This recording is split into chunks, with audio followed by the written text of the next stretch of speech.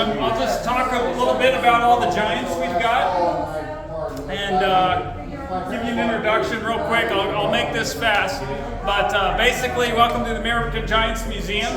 Up above our heads, we got up above our heads, and I wanted to basically get these. These are recreations to show you the different kinds that they had on the Giants. And so this is a snurred head. The first one was over here. It was a bunion, and it was the first muffler man they ever made. And then they said, "Oh, we can make a whole bunch more, and we can have a lot more people that will buy our Giants." So they started doing the Cowboys and the snurrs. They made a Uniroyal for Uniroyal Tire, and they really expanded their market. And so this is the snurred head. This is a recreation made by Mark Klein. This is an axe that the bunions held. We wanted to get one of those in here so you could see the size of the axe and how big they were. It actually looks a little, when the bunion holds it, it doesn't look as big, right? Because it's proportional. But when you're standing next to it, it's really big. So if we go along the Uniroyal head, this is a bunion head. We just put him in on Thursday, I think. And underneath here is the waving giant head. And that was up there. This was a very rare model that they made. My theory is that the Texaco Big Friend was very popular, but only Texaco owned the rights to it. International Fiberglass made it for them, and they couldn't just sell it to the grocery store, that also wanted one. So they made this guy, and he was very similar to the Texaco guy, and we call him a waving giant. So I wanted to get a representation of him in here. A lot of the other stuff is original, like the A&W root beer family. They were made by International Fiberglass. The cool thing about this is that when you ordered, if you were a franchise owner and you ordered the family, you could buy the Papa Burger. They had the mama, the teen, the baby, and the Papa, representing, of course, different size burgers you could buy. And you could buy the Papa Burger, or you could buy the whole family. They did not sell the baby or the mama or the teen separately, which today translates into an interesting situation where collectors are struggling to find these three because families got broken up, unfortunately, and separated all over the country. And I got baby from one place. This is from Port Orchard, Washington. She was part of the family there at that place. And then the mama was found in a junkyard in Pittsburgh in the back of an old pickup truck that was rusting away. And they pulled it out and thankfully contacted me. And I said, yes, I have a spot for her. And so she's here. I haven't been able to find a teen or a Papa yet. They're very collectible now, so it's a bit of a challenge. Next here we have what International Fiberglass called a traffic stopper. And they were basically made, they were cheaper and they were shorter. So if you couldn't afford the 20-foot guys like we have outside, you could buy him. And what was really cool about him, mine's been fiberglassed together by somebody over the years, but the arm originally waved at you. And there was a motor in his back, and he'd just sit there and waved all day. I also call these the professionals because they made a series of these statues, like doctors and scientists and all this stuff. And we haven't found them all, but there's a few of these guys left, and he was probably a gas station guy, either Exxon or DX. The big boy, I was told by the volunteers here and those who've worked here and been around like Scott here, that everyone asks for a big boy. Where is your big boy? And so I started hunting. I found him in South Carolina. He was with the Shoney's franchise. And so he came here last November, and he's an original. International Fiberglass did make those briefly, and then a lot of other companies started servicing the different franchise because there was Frisch's and Shoney's and a whole bunch of other ones. So a lot of different companies worked on them.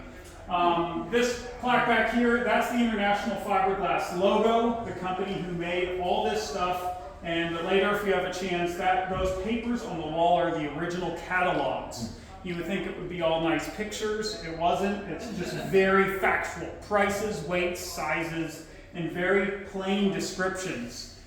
We've come up with all the colorful terms like muffler men since then. Back then, it was giant. Very simple. A lot of the wall here is dedicated to the Texaco Big Friend story. The Texaco Big Friend, you probably couldn't help but notice outside. That's really, when this was designed and built, we wanted it to look like a Texaco station because 300 of those guys were made for Texaco in 1966, and only 6 survive today, and only 2 of those are restored at the moment.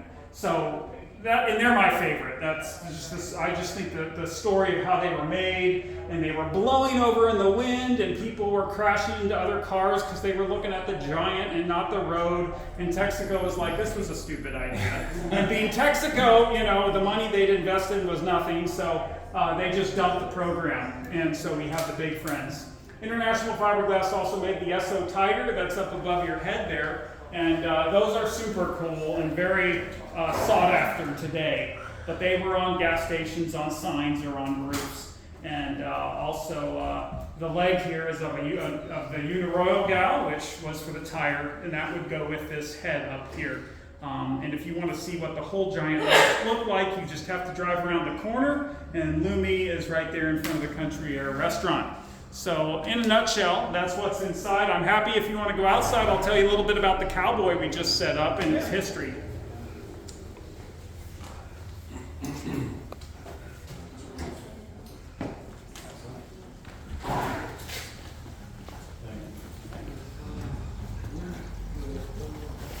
Oh, thank you.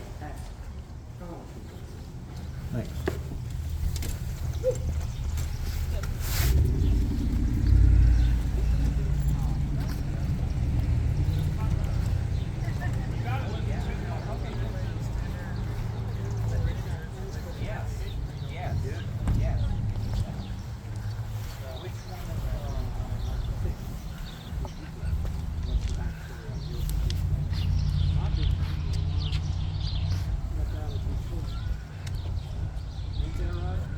Playground? Which Big Friend is? Detroit. Detroit? What's The of playground? the 6 surviving? Okay, which one of the, I don't remember, I'm not recognizing that story. It's the playground. The playground, okay, now I know. All right, so this is outside, and thankfully you're some of the first to see it with 2 Giants, soon to be 3. The Snurd here was my first. So this all started with this guy. This was my first collection.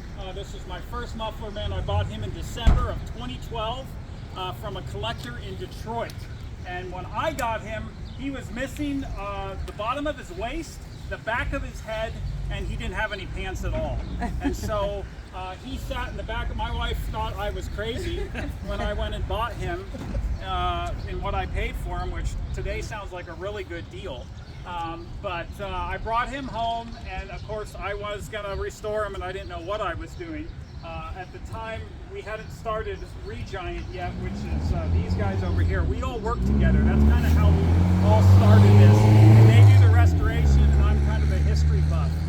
But he's crazy. It's okay. They did. They thought I was crazy. Imagine we all work together, and we're all a road crew traveling. And I'm peeling off the road to stop and see these guys, and these guys thought I was nuts. And now look what they do, right?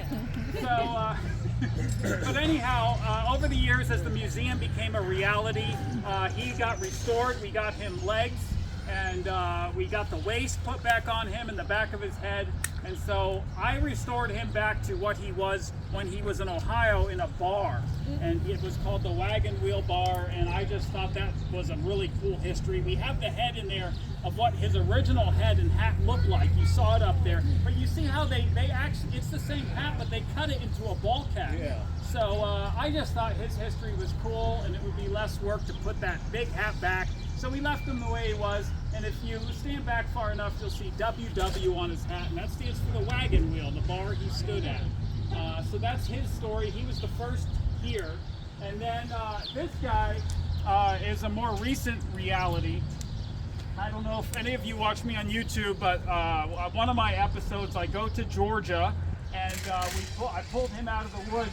When I started this, there was a picture on Roadside of America of a Captain Muffler Man with a hat. And it just intrigued me so much, and it was taken in 2001 supposedly, and then it just disappeared. And along the way, every few years, I would post about this on Facebook, and of course, nothing would come of it. And then my last time I posted about it, Dave Disler right here, he read my post and he got really into it, and he started a journey to find this guy that far exceeded any searching I'd ever done. And I don't know how many weeks or months he spent, but he finally, we were told it was in Douglas, Georgia. It was what, 200 miles from Douglas, Georgia, where it actually was. It was in a little town called Gray, which was close to Macon.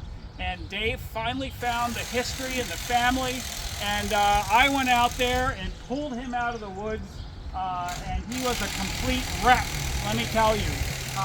And he had a long history of advertising for car dealerships after. The daughter of the man who purchased him for the Phillips 66 station actually contacted me and sent me a picture of her dad. So it's a really cool history. We took him to Mark Klein, who restored him and brought him all the way back to Phillips 66. And this wouldn't be possible without Dave, who found him. So thank you, Dave. And now today he can be at the American Giants Museum. And they came in two versions. They had a hat that matched the color of the pants, and then they had a white hat. I like the white hat, so that's what we painted them as. But this is a true representation of a Phillips 66 cowboy. So, if you have any questions, You said you're gonna let add me know. Some kind of